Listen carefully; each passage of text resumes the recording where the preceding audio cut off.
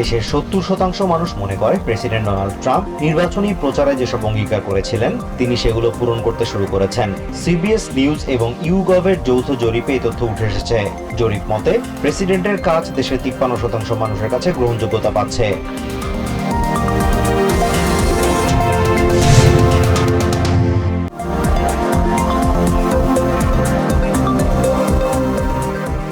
South আফ্রিকায় মানবাধিকার গুরুতরভাবে লঙ্ঘিত হচ্ছে বলে অভিযোগ করেছেন প্রেসিডেন্ট ডোনাল্ড ট্রাম্প। সামাজিক মাধ্যম ট্রুথ সোশ্যালে এক পোস্টে ট্রাম্প আরও লেখেন, দেশটি নির্দিষ্ট শ্রেণীর মানুষের সাথে অত্যন্ত বাজে আচরণ করছে। এ কারণেই দেশটিতে সব ধরনের সহায়তা বন্ধ করা হয়েছে বলে দাবি করেন তিনি।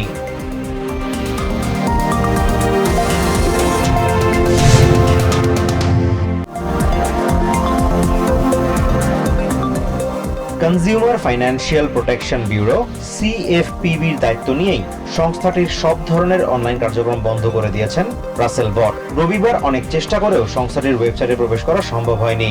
এছাড়া সামাজিক মাধ্যম এক্স থেকে সংস্থাটির অফিসিয়াল অ্যাকাউন্টও মুছে ফেলা হয়েছে।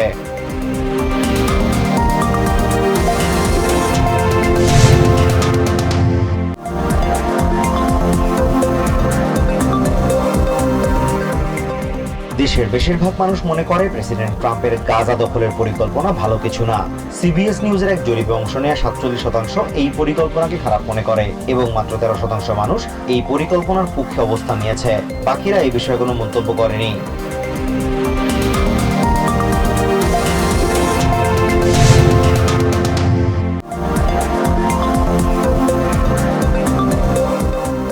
যুদ্ধবিরতি কার্যকর থাকার পরও গাজায় ইসরায়েলি হামলা অব্যাহত রয়েছে। স্থানীয় সিভিল ডিফেন্স জানিয়েছে রবিবার গাজা সিটিতে ইসরায়েলি হামলায় অন্তত ৩ প্যালেস্টিনিয়ান নিহত হয়েছে। এদিকে ইউরোমেড হিউম্যান রাইটস মনিটরের দাবি, যুদ্ধবিরতি কার্যকরের পর গাজায় ইসরায়েলি হামলায় ১১০ প্যালেস্টিনিয়ান প্রাণ হারিয়েছে।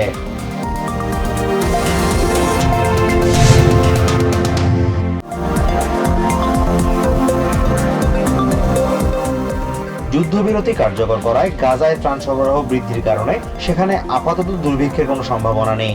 অ্যাসোসিয়েটেড প্রেসকে দেয়া সাক্ষাৎকারে এমন দাবি করেছেন জাতিসংঘের মানবিক সহায়তা সংস্থার প্রধান টম ফ্লেচার। তবে গাজায় চলমান যুদ্ধবিরতির সময়সীমা বৃদ্ধি করা নিয়ে শঙ্কা প্রকাশ করেছেন তিনি।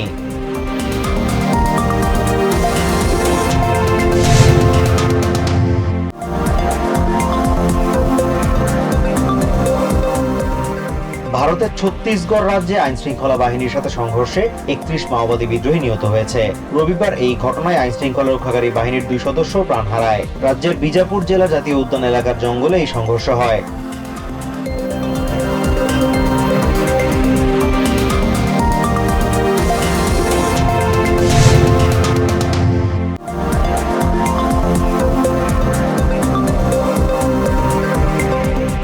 বাংলাদেশের অভ্যন্তরীণ বিষয় নিয়ে ভারতের মন্তব্য অপ্রত্যাশিত ও অনাকাঙ্ক্ষিত।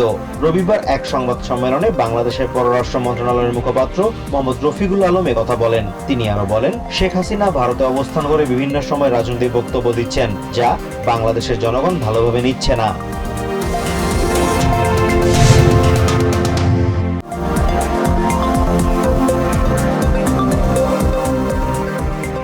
বাংলাদেশের চলমান অপারেশন ডেভিল হান্টে রবিবার সন্ধ্যা পর্যন্ত ১৩০৮ জনকে গ্রেফতার করা হয়েছে।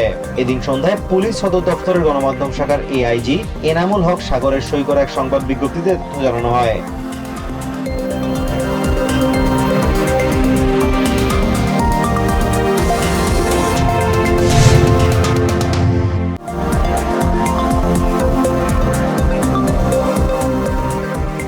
ইংলিশ এফএ কাপে চেলসির বিপক্ষে ২-১ গোলে জয় পেয়েছে ব্রাইটন। শনিবার ম্যাচের ৫ম মিনিটেই বার্ট ভারব্রেগানের আত্মঘাতী গোলে এগিয়ে যায় চেলসি। এর ৭ মিনিট পরেই জর্জিনিও রাটারের গোলে সমতায় ফেরে ব্রাইটন। ৫৭ মিনিটে কাউরু মিতোমার গোলে জয় নিয়ে মাঠ ছাড়ে আলবিয়নরা।